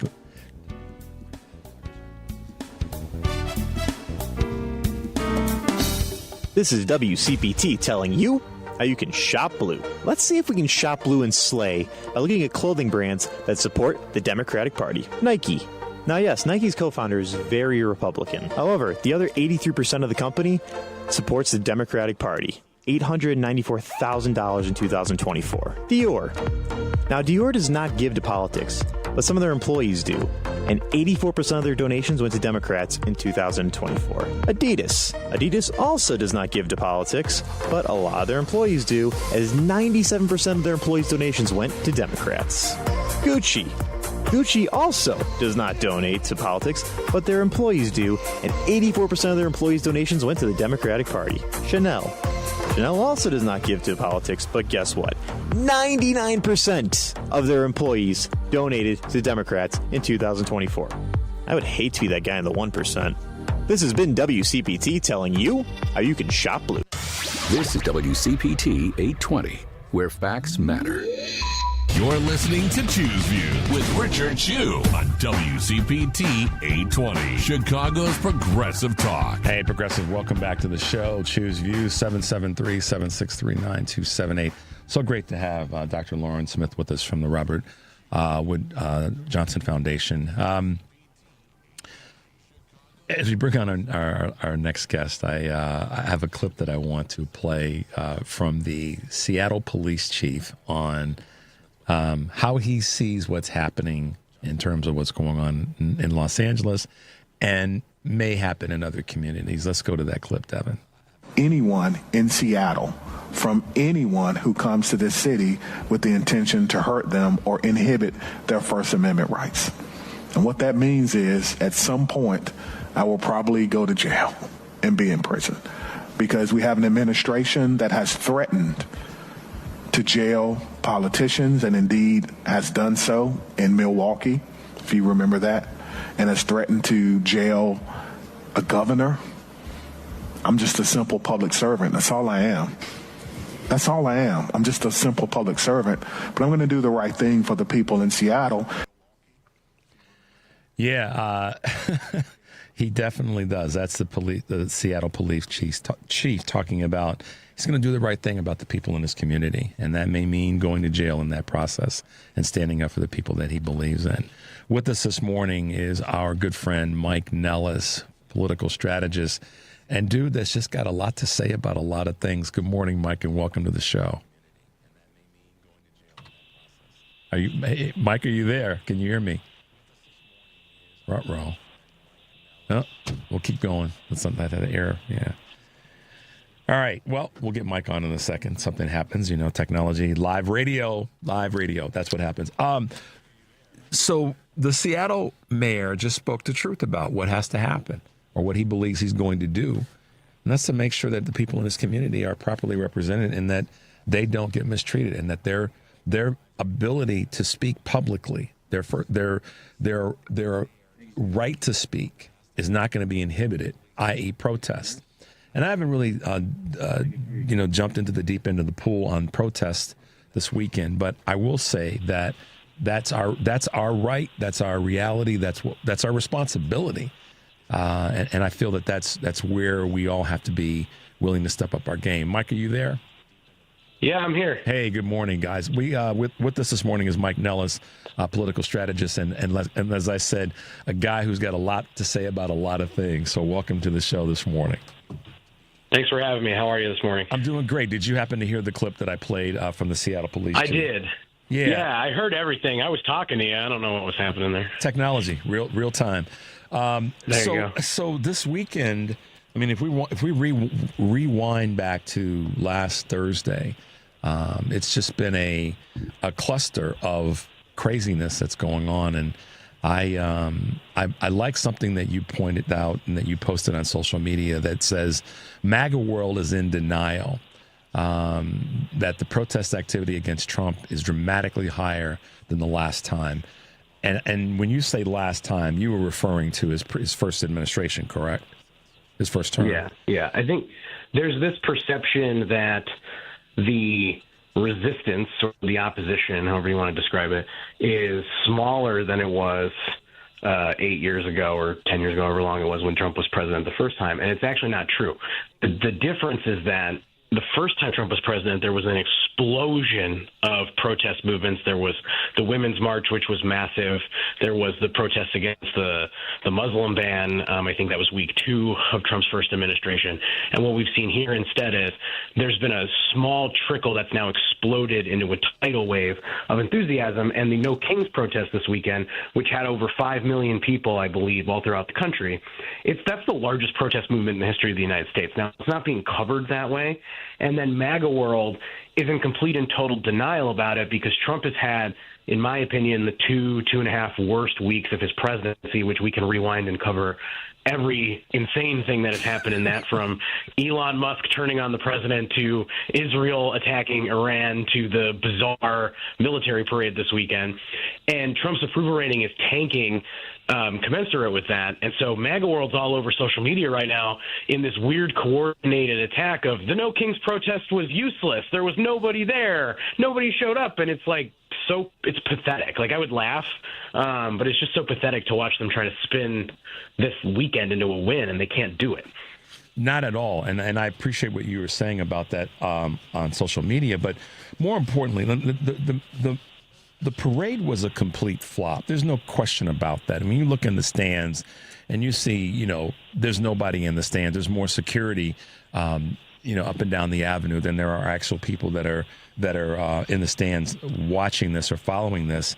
And, at some point, the mainstream media realized that they had one option, or they had two options, and they chose to go with the one they normally go to, which is to make it about how great Donald Trump is, and using these words that they use to make it sound like they can, they're going to continue to prop him up. Meanwhile, the evidence is right in front of us that this was a flop. And to your point, you so well put, they're in such denial that, meaning MAGA, that they can't even believe what their own eyes are showing them when the mainstream media is showing it to them. And that is it's not surprising to folks like you and me and others who are plugged into this madness, but it does reiterate the fact that they are just they're lost in their own forest that they created. The military parade is such a perfect example of this problem, because I had an ethical concern about it, right, which is that I didn't think that we should be dragging out tanks into the middle of the streets of D.C., and I thought it was a waste of taxpayer dollars when the President of the United States is telling us that we have to have Elon Musk cut money for cancer research for kids, and we've got to cut Medicaid to pay for tax cuts on the rich. So I had that objection to it. But beyond that, if I just set aside my own personal politics for a second, I sort of assumed the parade would be impressive in a frightening way, that it would be that Donald Trump would put on this production that was about showing off the American military that was going to look very authoritarian. And it had the same production quality as like a small town parade that was slapped together 48 hours ago. And so to me, it was embarrassing, and it was offensive to our military. Like, our Army won World War I and World War II, and it was poorly produced and poorly attended, which may have been about the rain. There's also a story going around about a TikTok campaign where TikTok influencers were telling people to reserve tickets so that people couldn't go, which I describe as a million little acts of resistance, which I sort of love. Same thing happened with Trump's inauguration a couple of years ago, and I love little psyop campaigns like that people just put together. But ultimately, it was so embarrassing, and every image that you see coming out of this parade is like embarrassing. Like, it's squeaky World War II tanks just like going down the street like really slow to like the worst possible music. We have soldiers that like they're not even like marching. Like, if you look at the images of some of these soldiers that were dragged out for this parade, they're just like casually walking, and they're not marching. Like, if they marched like that at Annapolis, if they were in the Naval Academy, like they get booted out. So like, and I'm not a military guy, but like I've been around enough military people to know what that kind of discipline looks like. So you can tell that their hearts were not in it, and it was just embarrassing. Yeah. I don't understand it. I just he's an entertainer. I thought it would be entertaining at minimum. Well, if that were supposed to be the purpose in his mind, who knows what was going on in those caverns of darkness. But I will say this. I mean, share this thought with you, and maybe you've talked with some people in your world that had a similar observation.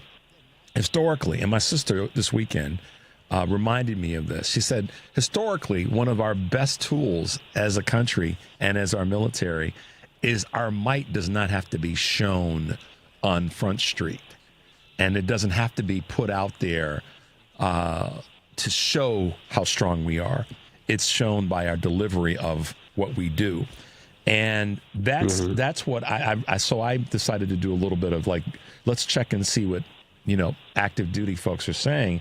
And there are many men and women that are active duty. Some troops don't understand why they're being, one, deployed against protesters in terms of Los Angeles, but why there would be a need for a parade in the first place when our military, just mentioning the U.S. military in and of itself is an act of strength, and it's an act of power. To just have to display it, actually, to your point, it showed, I think, it looked kind of weak for a military that's supposed to be the biggest, baddest, on the planet. It looked kind of weak. And I'm not saying that against our military, because our military is not. But the presentation of it, the quote, the theater of it that Michael Cohen talked about, that didn't exist. The show, the pomp and circ, that wasn't there. And I'm not going to let the weather be a reason for it. It just wasn't there. It wasn't in the hearts and souls of these men and women. No, it could have been a bright, shiny day, and I think it still would have been an embarrassing moment for this country. And here, look, I don't believe our military is weak. I believe that we have and we should continue to maintain the most lethal fighting force in the history of the world. I'm a very pro-military Democrat. And by the way, the Democratic Party is pro-military far more than the Republican Party. I want to be clear about that. Can you say that again, Mike? Wait. Don't blow past it. I know the rapaciousness of your statement. Say that one more time for the folks in the cheap seats. Also known as MAGA. The Democratic Party is the pro-military party, not the Republican Party. And I'll expand on it for you, since you liked it so much, Richard. What the Republican Party does is they wrap themselves in the flag and they hide behind active military members to justify the things that they do. And if they wanted, like, all this weekend on social media, all these MAGA influencers were tweeting at me that I was being disrespectful to the troops because I didn't like the parade and I was talking out about it. But here's the deal. If they wanted to honor the 250th birthday of the American military, then they should probably make sure that no member of the American military who served is going to be on food stamps. Yep. Make sure that nobody goes homeless after serving in the military. And they're not doing anything about that. Instead, they're actively cutting the programs that support those people. And that's what bothers me. This is not real patriotism. This is just politicians trying to score cheap political points, and they're not even good at it. Like, if they were good at it, if they put together a good parade, this would be a different conversation, but they didn't. And I want to add one more thing that really rubbed me the wrong way about the parade this weekend. Yeah. And it was that we had this tragic, really frightening series of shootings in Minnesota, where 2 state legislators were shot. One is killed. The other one, I think, is still in critical condition. And they only caught the guy like early this morning. So like, this has been an ongoing 48-hour thing. That was Donald Trump's first public appearance to the nation after a very scary, politically violent act that sent a lot of people into not panic, but like into fear. It was an act of terror. And he didn't say it was an act of terrorism. That's exactly what it is. Thank you. He didn't say anything about it.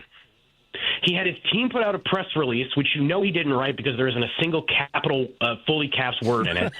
And he couldn't be bothered in the address that he made to the nation, to which nobody watched, frankly, but he couldn't be bothered to say anything about it, to express his condolences, to be a normal person. And the President of the United States, one of your jobs, one of the most important jobs, is to calm the nation in times of heightened tension, and he can't even say anything about it. And that is also embarrassing and offensive to the troops, who's, by the way, the troops' job, our military members, their job is to keep us safe. From enemies, mostly foreign. That's what I would prefer instead of domestic, where they're going to deploy them in Los Angeles, which is ridiculous. And that just tells you there's so much going on right now, but they're all tied to the weakness and the puffery of this president. Mike, listen to your point about I said earlier when I read the quote. Well, it's a terrible thing. I think he's a terrible. This is a question that was asked by ABC whether he plans to call Governor Walz regarding the following the shooting. And Trump's response was, well, it's a terrible thing. I think he's a terrible governor. I think he's a grossly incompetent person. But I may call him. I may call other people too. What the heck? He's an embarrassment. There's so many other words that I won't use. I can't use on the air. And I know you and I, if we were sitting having a cigar and a glass of wine or a bottle of beer or a bottle of sparkling water, we'd be lighting it up right now. So we can't do that this morning. But to that end, and to your point, that just the manhunt alone, the resources that were used, and thank God nobody else was killed or injured, but the resources that were used were local law enforcement primarily, and they got the job done. And I'm using this as a compare and contrast, and you can probably see where I'm going. By comparison and contrasting to Los Angeles and the protesters that were there and the folks who were, speaking their minds, Los Angeles didn't need to have even the National Guard called out. They could have called in the county police and navigated the situation. When you have a guy that's being manhunted and they found him with local, primarily law enforcement, that's a shout out to local law enforcement, but it's also showing how incapable and incompetent and unfit Donald Trump is by then using LA as the compare and contrast. It's embarrassing. It's so embarrassing. Let's talk first about the quote this weekend where he was asked who was going to call Tim Walz. which is, once again, like, Donald Trump is a classless individual of low moral character. I firmly believe in that he just has no character. And any good leader, even if they hate Tim Walz, would have been able to at least express some condolences and just been normal. The family, for the folks that died. Right, for the folks that died, or at least on behalf of the American people that want to hear their president just be a normal human being for once. And, like, that was part of the appeal of Joe Biden 4 years ago when he won. It was just, I just want a normal president that could, like, talk to me when things are bad and, like, make me feel okay about it. Like, and that was very on display during the pandemic when Donald Trump just couldn't act normal. And it drives me crazy. Now, onto Los Angeles for a second, where they've deployed Marines, which is ridiculous, and where they federalized the National Guard. This is a situation where the land area that is impacted, and this was from a few days ago, so it may not be the case anymore. I actually think it's calmed down a lot more, is my understanding. But it was 0.2% of all of Los Angeles has any activity that has some problems to it, where there are people not being peaceful. And 99.9% of all of the people who have gone out to protest have been peaceful. Mm-hmm. This is a situation that is small, certainly relative to, like, the Rodney King riots from the 90s, certainly considered to what happened in Minneapolis a few years ago with the George Floyd protests, where Tim Walz called in the National Guard and worked with Donald Trump to contain that situation, which is how it's supposed to happen. And Donald Trump was so thirsty to escalate the violence and escalate the situation after they sent in ICE agents who, by the way, are just picking people up randomly at a Home Depot in Michigan last week. They grabbed a kid on his way to a field trip who was 17 years old and who had been ordered to be deported and was in the process of doing everything he needed to do to leave, but was waiting to finish high school, because he was like a few days away from finishing high school so that he could at least get his degree, which is reasonable. And so there's, like, a lack of empathy and a lack of just common sense in how this is constructed. Humanity, yeah. It's basic decency. And, like, people voted for stronger borders to keep us safe, to get rid of violent criminals. They didn't vote for the rest of this. And I understand that there are times when Donald Trump talked about all of this, but most people don't engage in politics at the level that you and I do. And people are pretty frustrated. And the reason Trump was so desperate to jump into L.A. here is because he's had the worst 2 weeks of his presidential term. This has been really rough for him. That Elon Musk stuff was really bad, but it also covered up the fact that a lot of economic numbers and indicators were very poor a week and a half ago, from the job numbers to unemployment. The stock market is stagnated. And to what businesses have been saying quietly for some and loudly for others about how the tariffs are impacting the shelves of their businesses, and how that supply chain now is catching up, irrespective of the pause of the tariffs. That initial, bless you, Devin, that initial push on the tariffs is catching up to the supply chain, and now businesses are starting to speak out about it. And that, if you recall, Mike, and I know you do. By the way, folks, because Mike and I just get going, I'm speaking with our good friend Mike Nellis, political strategist, and dude that's just got a lot to say about a lot of things. That's my new label for you, is a dude that's got a lot to say about a lot of things. Mike, we saw be the title of my autobiography. Hey, I'll do the foreword for you. We'll call it a lot of opinions, some of them worth hearing. There you go. Look, man, I mean, the business community started to speak up about 3 weeks ago, right before Memorial Day. They really started to come out and say, you know what? And I'm paraphrasing, this is some garbage. And that's then the Musk thing hits. And, you know, we keep going down this path. And I don't know if you heard the clip I played earlier of Michael Cohen talking about Trump needed theater and distraction. Distraction and deflection is what he needs now, because, to your point, his numbers are so bad. And that, you know, and this is where, unfortunately, the mainstream media isn't doing the job that they should be doing, which is talking about that. They'd rather be talking about, you know, how Donald Trump is going to, you know, navigate his way around Washington. So it's obvious, but I'm glad you pointed out the comparison about the situation in Los Angeles and the numbers in terms of people who were protesting that might be stepping across the line. But predominantly they're people who have said, we're going to be out here and we're going to say what we have to say. And how about that 5 million? Yeah. How about those 5 million plus Americans that said, we aren't agreeing on everything. We have different ways of getting this thing done, but doggone it, we're going to show up this weekend. Aren't you proud of the folks, proud of us collectively, Mike, for being able to do that? I am proud of that, and let's point out that after all the puffery from the Republicans about how violent the protests were going to be, there were like hardly, if not any, incidents for it. And the stuff that's happening in L.A. is a handful of idiots. I can't use the word that I want on air. I'm gonna get in trouble again for cursing, because I have my favorite term for these people. But like, they should be. And Gavin Newsom actually posted like a photo of one of the guys they caught that like blew up, I think, the Waymo cars. And it was just some like white dude. It was just some like moron white dude. It was like an American citizen and just saw an opportunity to cause chaos. But they caught him, and they pointed out something I think is really important. That guy should be fully prosecuted with due process, sent through the system, and punished to the fullest extent of the law, just like the people at the January 6th insurrection should have been, and they would have been if Donald Trump hadn't pardoned them. And Donald Trump didn't just pardon the people who, hey, may have gotten caught up in something that they shouldn't have been, which I can sort of understand that argument, even if I probably wouldn't have gone down that route myself. But he also pardoned people who beat cops at the Capitol. And he also pardoned a guy who was caught with child pornography in his car that day, which is insane to me that he pardoned that guy.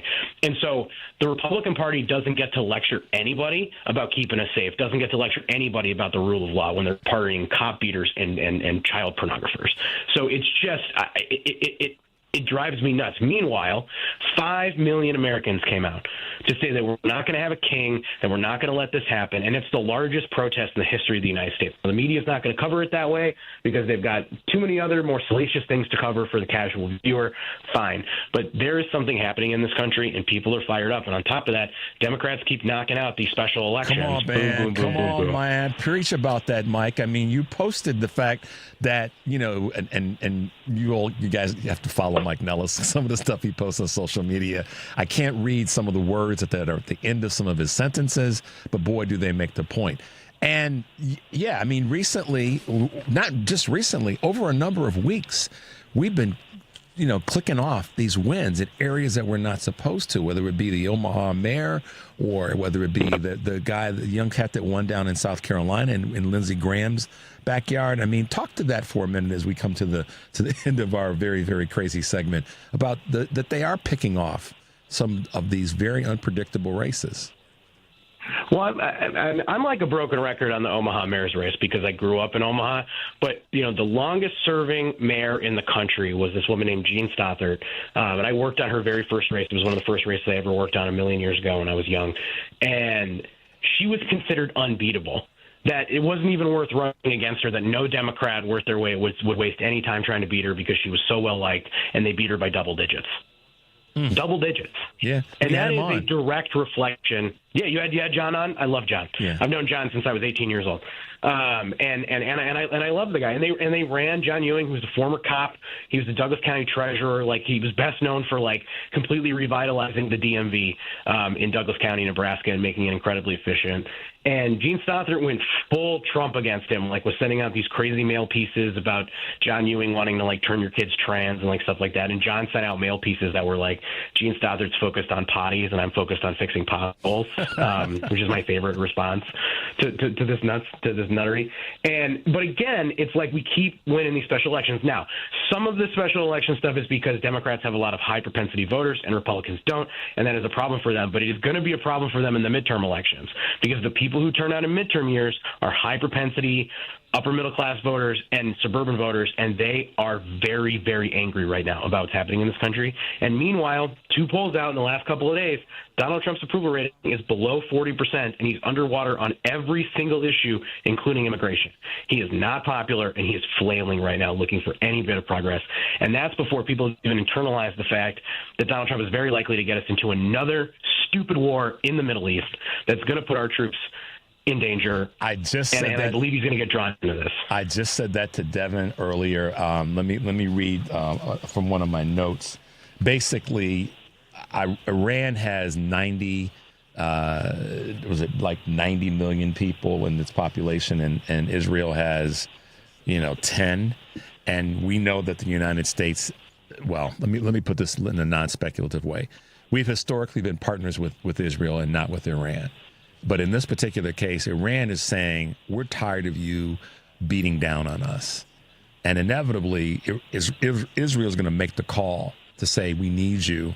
And I want to know the answer to this question as we wrap up. And I know you don't know the answer. I know you've got thoughts on it. How long is it going to be before American troops are on the ground in this fight? And that's to the point that you were making a moment ago. I don't know, but what I do know is that if Israel continues to push forward, they simply do not have the troops to be able to lead an invasion. And the only country that does is the United States, and we are Israel's closest ally. So they will, in order to do what they're trying to do, they're going to have to find some fighting force to go do it for them, and that's going to be us if it happens.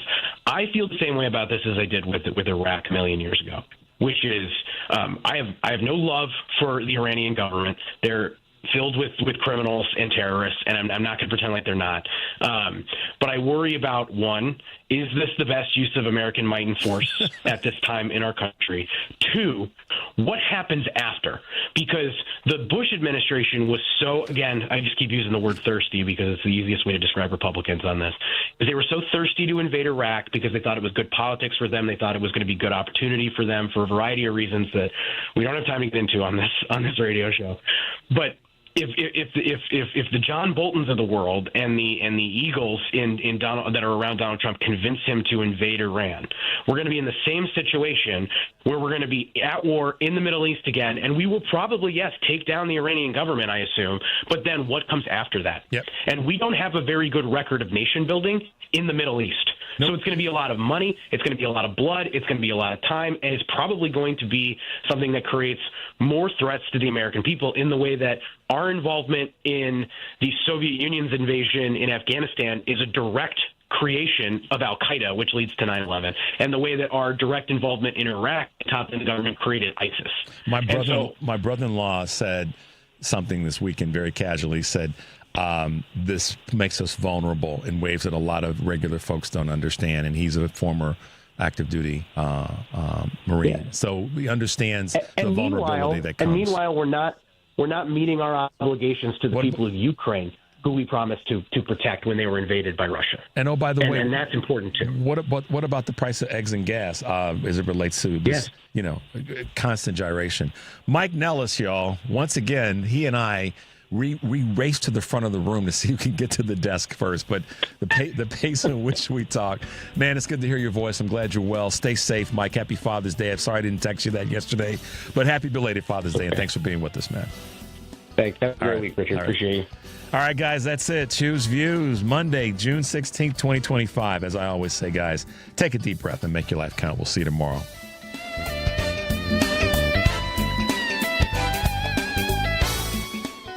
OMG, it's the work week and back to the daily grind. Alarms, emails, kids, meetings, chores, and so on. It's exhausting. We've all experienced the stress of the daily grind, but at Total Dentistry, the daily grind is quite different. This is Dr. Anna Pellick, and grinding refers to your biting force, the stress you place on your teeth, bone, and gums that actually causes destruction. Grinding can cause increased decay by wearing away your protective outer enamel.